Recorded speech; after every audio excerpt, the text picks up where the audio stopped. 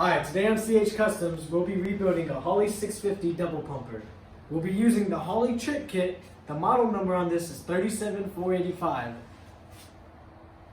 What we have here is we have Chem Dip Carburetor parts cleaner. We have the Holley 650 double pumper.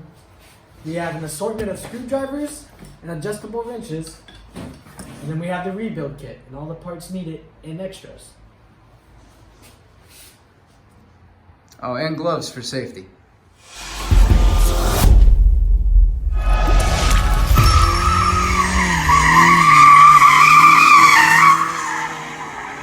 The first thing we're gonna have to do is take off this base plate. This one? Yeah, these 4 screws here.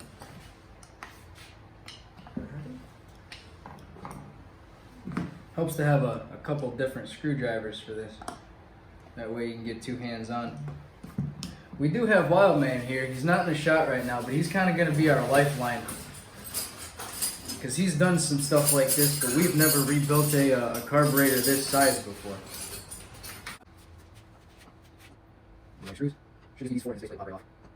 Quick tip, organization, because you will lose pieces if you're not organized. A couple of these screws are probably the same size. There's no difference over here. Is that all threads? No, screws are the same. So that's 6 screws, not 4. If you guys have a little bit of trouble with these screws, a little bit of PB Blaster won't hurt. But as we're indoors, we have limited ventilation, so we're gonna be sparing with the chemicals.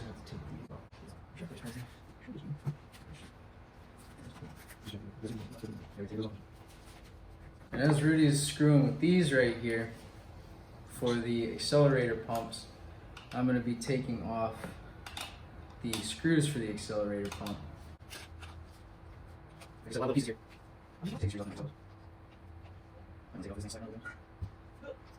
The main reason that we are rebuilding this is because this accelerator pump right here, when you go at wide open throttle, shoots fuel out.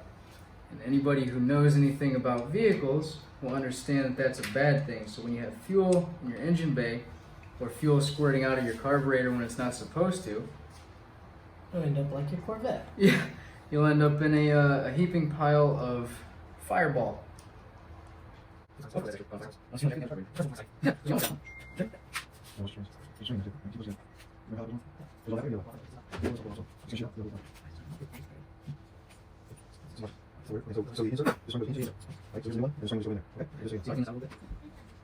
This was the gasket here that was giving us trouble. This is where it was coming out on this side right here, right around this area. So what we're gonna do is we're gonna take that gasket off, and good thing it comes off in one piece. You don't have to do much cleanup work there. Right. If you watch Rudy here, AKA Rooster,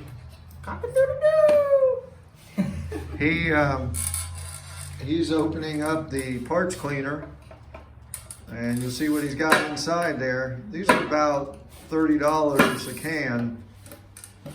You only need about a can for this. And you can reuse this over and over with other projects. How much cleaner that is. That's all the dirt that came out of our accelerator pump there. Just one little spray of parts cleaner and more white down. All right, now look at this. Look at what Rudy's pulling up. So that's where you put all your small parts. And you just submerge them. Here's our base plate right there. Yeah. I'm going to be cleaning off all of this carbon here. You can see, you can wipe it off with your finger. All right. So there's the base plate. You definitely want to have a clean gasket surface right here. So I'm going to be doing extra special care about that.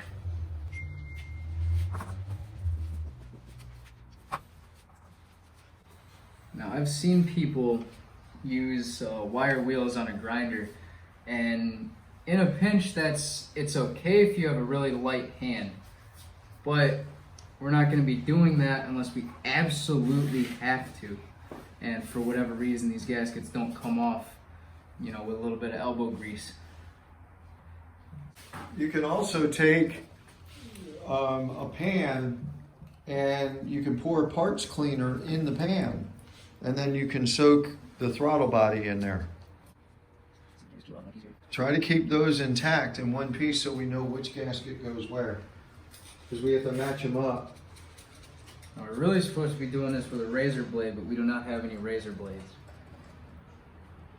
So we're going to use what we have. And luckily it seems so far to be coming off pretty smoothly. Yes. The razor blade is mainly for the leftover stuff left after you take the gas. We're actually having, for as old of a carburetor as this is, we have very little residue. If you can see on there, there's almost nothing, a little bit right there that we've got to clean up, and that should help us out. And this is the easy part. It starts getting hard when you're taking apart where the fuel sits. There's a lot of little parts that go on in there, so we're going to be taking extra special care with that.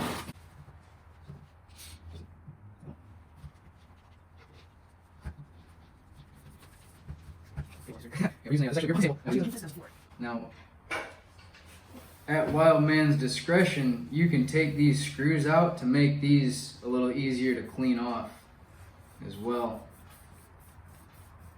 And that's what wide open throttle looks like. So this kit comes with a bunch of gaskets, but not all of them will fit. Reason being, there's a couple of different ways these holes can be lined up here. So if you take your original gasket and lay this one on there, you'll see that a lot of the holes match up right here. But then you'll see there's one that doesn't match up right there. And the same over here. So this gasket is not the correct one. You do the same here, and you take this gasket and put it here, and you can see that you got holes that'll line up, but then these two holes are extra in the new gasket, as well as the few holes that we have down here. So these are all extra. So this one's not it. Then when you take this one and you line it up, you can see that the hole in the center is different in size. And then you can see that this slot here in the new gasket isn't covered. And then these two holes aren't covered in the new gasket from the old gaskets. So this isn't it. A lot of you older fellas are probably going to be cringing with us using a screwdriver to scrape this off. But like we said, we don't have a razor blade, and we're taking extra special care not to scar this surface here, or score it, I should say. Very light. So then we have this gasket. This is the last gasket. And if you notice, it matches completely. Looks like all holes are matching up. Let's see. Yep, all holes are matching up. This one just is clogged a little bit from the old gasket. I'll blow through. There we go. So that one matches up perfectly. So that would be the gasket. And if, for example, none of those gaskets fit, in a pinch you can reuse the old gasket, but it's not advised. You want to check, if you have to do that, you want to check it for damage. Make sure it's not cut in any places, it's intact, it's a full gasket, and it's going to make a good seal. One thing that might not hurt is a little bit of RTV on there, which is a liquid gasket. That'll help you out if you do have to reuse the old gasket. But too much of that, and you're not going to have the right tolerances. That being said, do it right the first time. Right, and for only about $45, you can have this kit, and you'll have all the gaskets you need.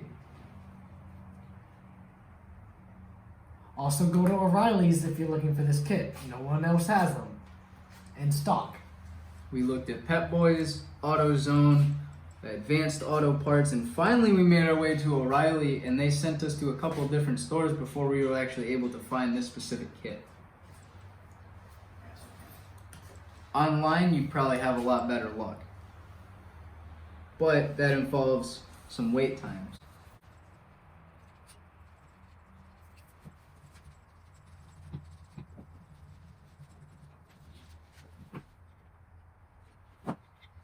Also be careful, so I've run into little burrs right here.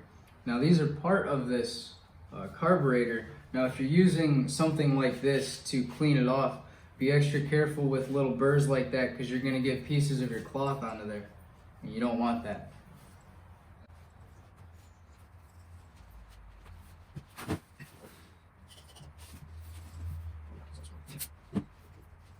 And again, they're using brake parts cleaner. That way the chemical will just evaporate. Evaporates very fast. If you get it on your hands, you'll notice that your hands dry out very quickly. It's meant to dry up. When you very first get a brake rotor, it's going to have some residue on it, that's going to help it not rust in storage and stuff like that. Brake parts cleaner is meant to get that off, so that way you've got a dry surface for your brake pads to mesh onto.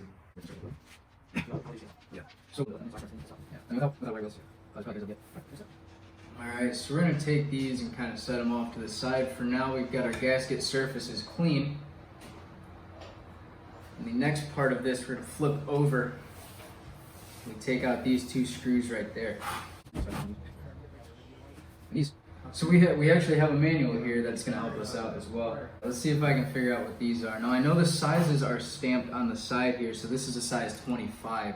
That one should be either a little bit bigger or a little bit smaller. If it's bigger, that means it's the primary. If it's smaller, then this one's the primary. So our manual here is saying this is a pump disc nozzle. I almost called it a jet, and that would have been extremely ignorant. Good job, buddy. That's gonna hurt for a while. Wear safety glasses. Yeah.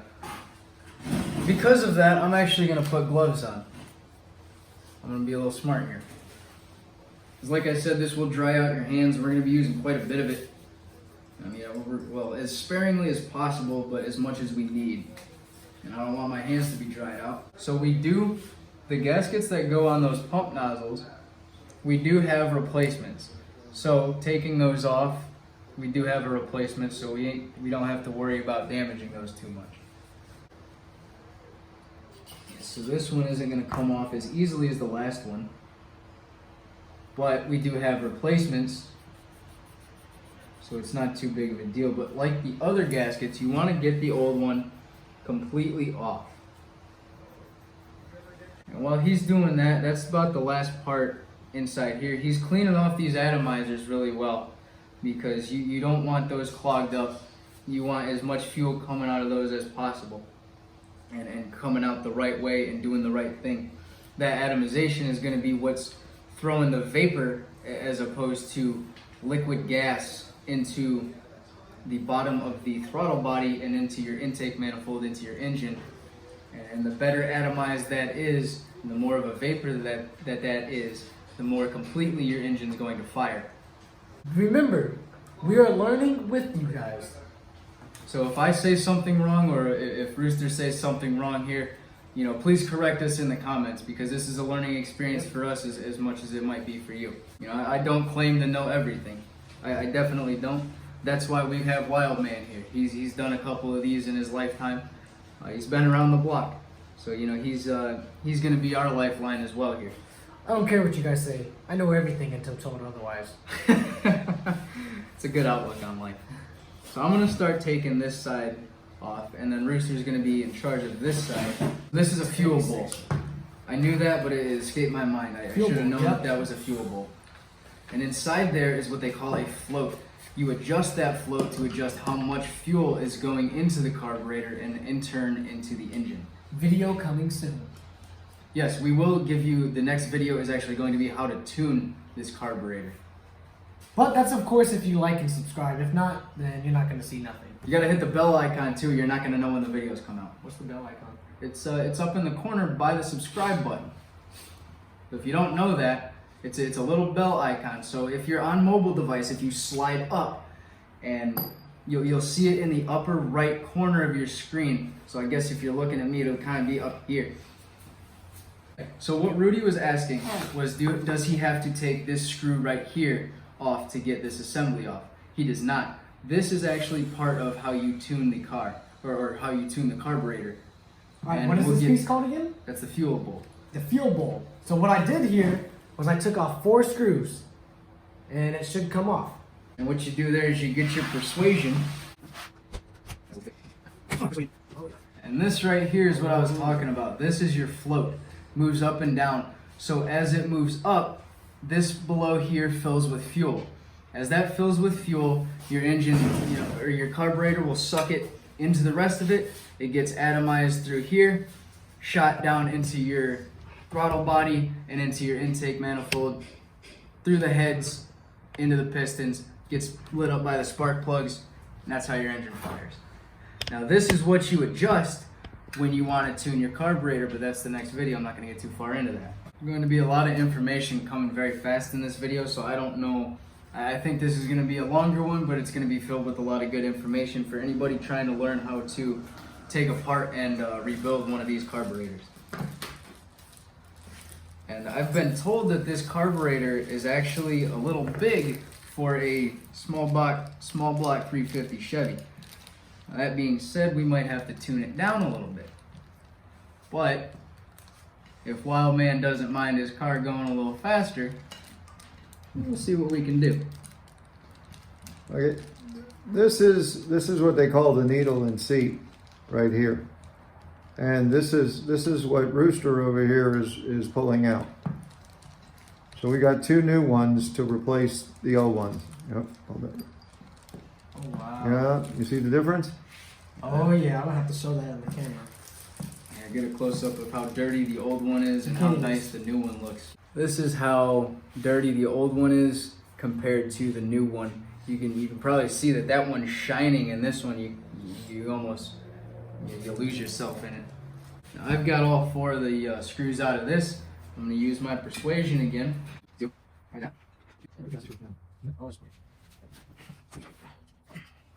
Took a little bit more persuasion than the other side, but it did come off. The other side is the same thing. It's got a float, needle and seat just like that, and it adjusts the same way. And my guess is going to be that this one is just as dirty as that one. This could be part of the reason that the engine's bogging down under throttle.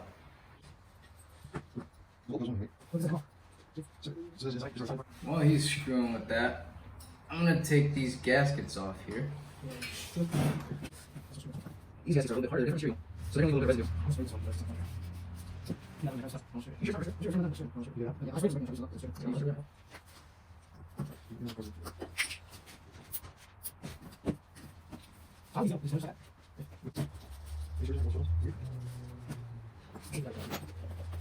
Got the old gasket off in one piece, very little residue, which we've gotten very lucky so far, and almost every gasket has come off without much trouble.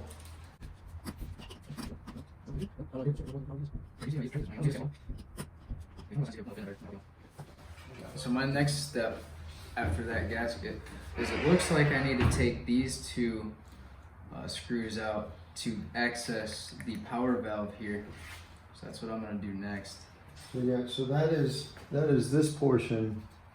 That's this portion of this power valve right here. So this kit actually comes with 3 of them. 2 of them are labeled 6.5, and these are the ones that come stock in this carburetor. Now, if you want to throw a little bit more fuel, this kit actually comes with a deeper accelerator pump and a bigger 10.5 power valve. We're not going to be doing that because we want this thing to run as it was meant to.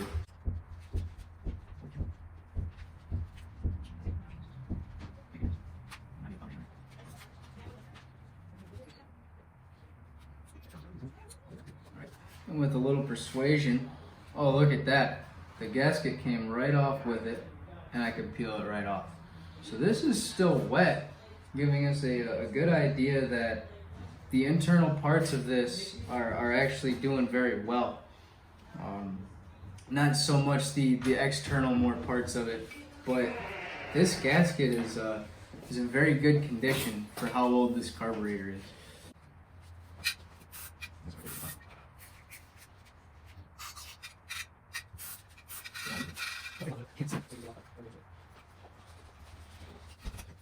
I'm just about done scraping this gasket, all the residue off of here. And this is how this comes out. So after it sits on there like that, there's those 2 screws that go in here. Take that out, pops it off, and this gasket was like that. Take it off, and you've got this back here, and your power valve will come off with an adjustable wrench. Very tight, very loose, and by hand. And that also has a gasket on the inside.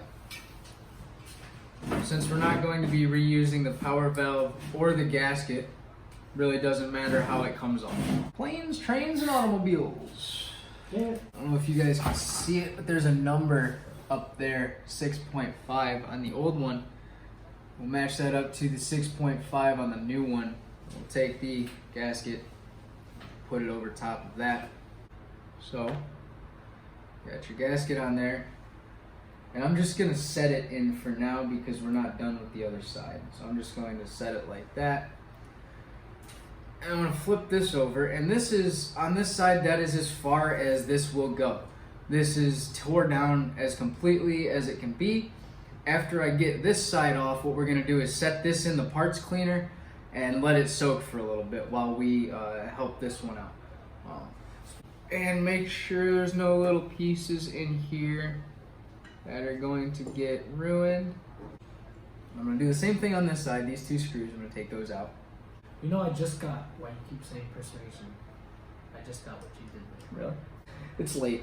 We've been at this for a while.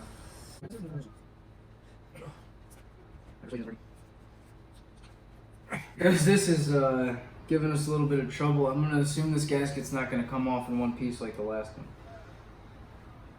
It's just a hunch. I could very well be wrong. And here it comes. And I was wrong. Came off in one piece with no residue. And that leaves a bare main body assembly. We're going to stick it in that parts cleaner if it will fit. Does not fit. We're cleaning by hand. So we're going to clean this by hand. And the put together process is going to be a lot easier than taking it apart now that we know what we're doing. And this left no residue. So if you would take that and put that in a parts cleaner. My good man. Well, man, hand me the box. So right now, Eric is using a Dremel Micro. Wild Man went and got this from his truck. How much did you pay for this? It's like $100. About $100. But it works magic. Got it at Lowe's. And sometimes you get them at a discount there. We got them on sale. Now the trick to this and the key point is light-handed. You don't want to make any grooves. You gotta have a very, very light hand. Reason being is where the gaskets go, if you sand something down flatter than everything else or lower than everything else, the gaskets aren't going to work properly. So my background is in machining and welding. So this kind of stuff is right up my alley. I used to do this kind of stuff, religiously in school. He's going to be here for a minute. Yeah, I mean, I'm the type of guy that'll sit here and I'll polish this surface, the whole thing all night just because it makes me feel good about myself.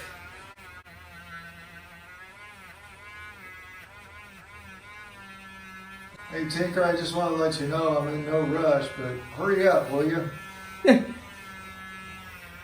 So you might want to come back about 7 o'clock tomorrow morning. Speed up. I still do a good job. It's not worse. So that's not sorting like that.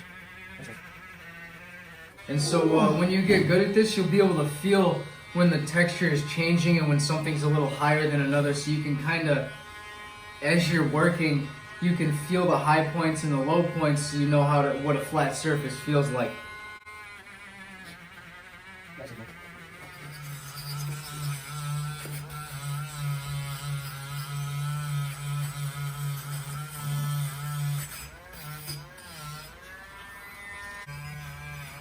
We got a wild man doing some work now. He said, "Give me that!" Now he's getting after it. I do say, his surface is looking a lot better than mine. I could learn a thing or two about this guy because he knows a thing or two. Everybody, wild man here. You got before and after. Looks a lot better. Before you put the gasket on. So now we're gonna flip it. You can see the before here.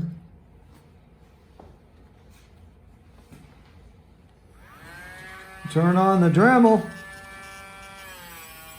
and just Get start. We already did this here. It needs some touch-up work, but I mean, nobody's really gonna see it anyways. You know, it's gonna be covered with a gasket. So I mean, it doesn't have to be pretty. Now, if you do want to do, say, the outside of this here, I started there just to see how much pressure I would need, and I didn't want to mess up the gasket surface. So if you're gonna do the outside, make sure you clear coat it afterwards just to prevent any sort of rusting. After it's all done here, you got a pretty well done up surface for these gaskets.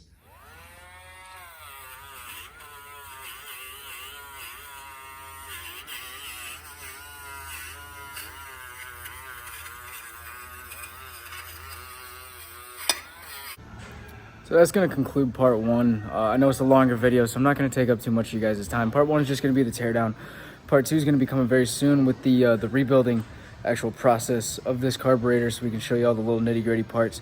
But I'm not going to take any more of you guys' time. Thanks for watching. I know it was a long one.